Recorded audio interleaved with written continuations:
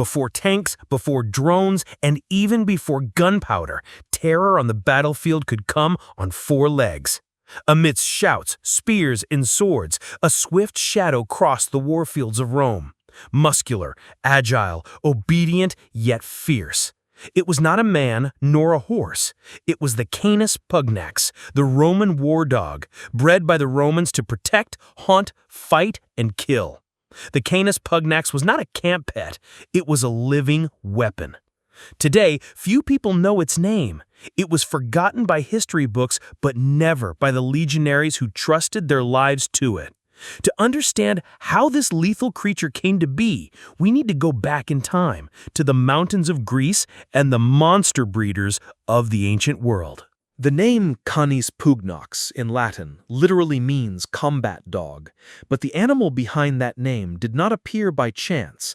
It was shaped through the brutal selection of wars, hunts, and sieges over centuries. Its origins trace back to the Greek molossers, an ancient breed of massive dogs used to protect herds and property in the mountainous regions of Epirus, land that today corresponds to Albania and northwestern Greece.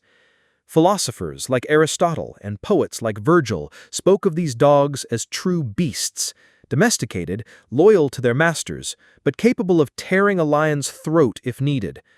The Romans, always attentive to the practical qualities of other peoples, saw a diamond in the rough in the molossers. They began importing them, crossing them with local breeds and barbarian war dogs, faster, more aggressive, and less predictable. The goal was to create the perfect combat dog, large yet agile, strong, obedient. Thus emerged the Canis Pugnax, a dog about 60 centimeters tall, weighing between 40 and 50 kilograms. Its dark fur made it less visible at night, with a deep, guttural bark and a naturally territorial and protective instinct, a true canine gladiator. By the 2nd century BC, Rome's public spectacles evolved from simple gladiator duels to full-blown operas of violence. And dogs, especially the Canis Pugnax, became part of this macabre show. Trained to attack with precision, ignore pain, and react to the scent of blood, these dogs were not presented as companions, but as execution beasts. They entered the arena to chase condemned criminals, face unarmed prisoners, or even fight against exotic beasts brought from distant lands: lions, bears, giant wild boars. Before the fights, they were kept fasting for days to ensure even more aggressive behavior. And when the chains were released, the crowd erupted. The brutality wasn't an accident. It was the climax of the spectacle. Some dogs became so famous, they were given names and popular ovations, like true four-legged gladiators. In the arena, the Canis Pugnax was treated as a living weapon. But its true calling was still to be revealed.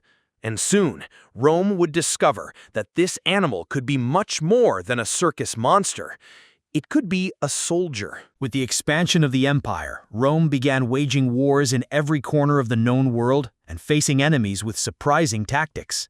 Among them, one caught particular attention: war dogs used by the Celts, Scythians, Germans, and Britons. These dogs attacked with blind ferocity. They leaped over shields, tore at the legs of legionaries, and protected the bodies of their masters with claws and teeth.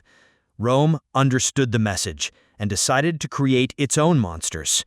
The answer was the refinement of the Canis Pugnax, now crossbred with barbarian breeds to increase its aggression and speed.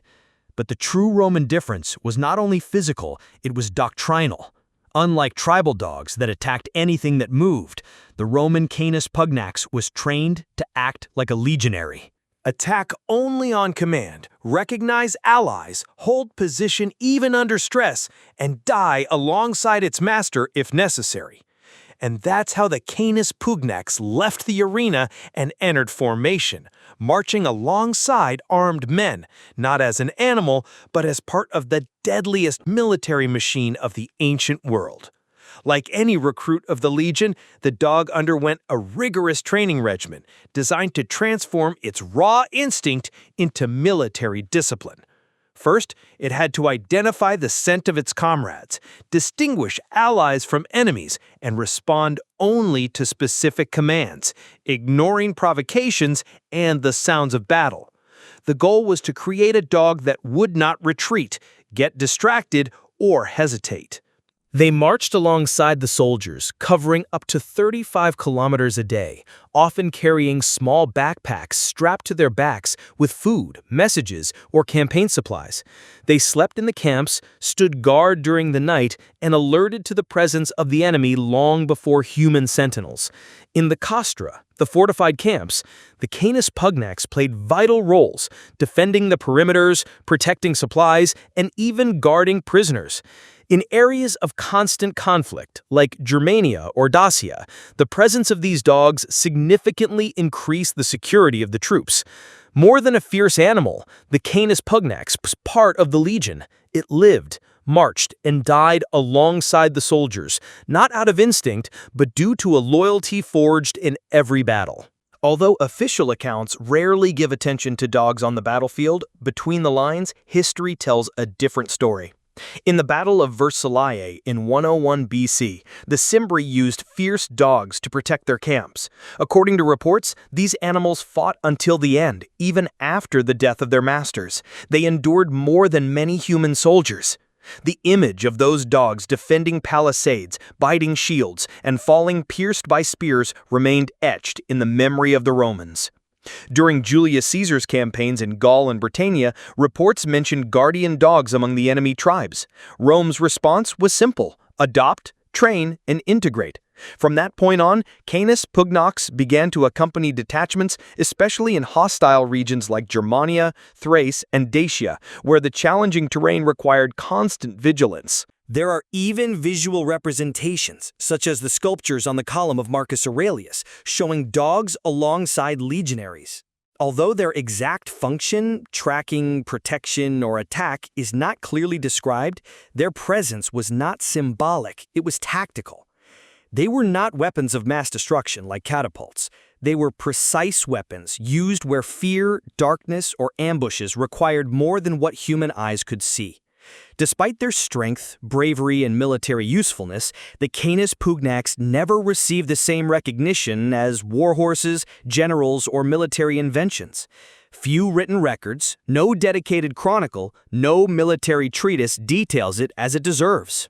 But that doesn't mean their presence went unnoticed by those who truly mattered, the soldiers. Many legionaries treated their dogs with more regard than their own slaves. They were fed special rations, received makeshift medical care, and in rare cases, even offered burial with tombstones and inscriptions as family members. It wasn't uncommon for a retired veteran to return to his village with a Canis Pugnax by his side. As the centuries passed, while the empire transformed and warfare changed, the original lineage began to fade, crossed with other breeds or extinguished by changes in combat style. But traces remained. Modern breeds like the Neapolitan Mastiff or the Cane Corso carry fragments of that disciplined beast from Caesar's time in their genetics and behavior. So now that you know the story of this extraordinary creature, tell me, doesn't the Canis Pugnax deserve a place of honor alongside the heroes of Rome? If you like this video, leave a like, subscribe to the channel, and share it with anyone who loves the ancient world as much as you do. And as always, may Mars guide you in battle.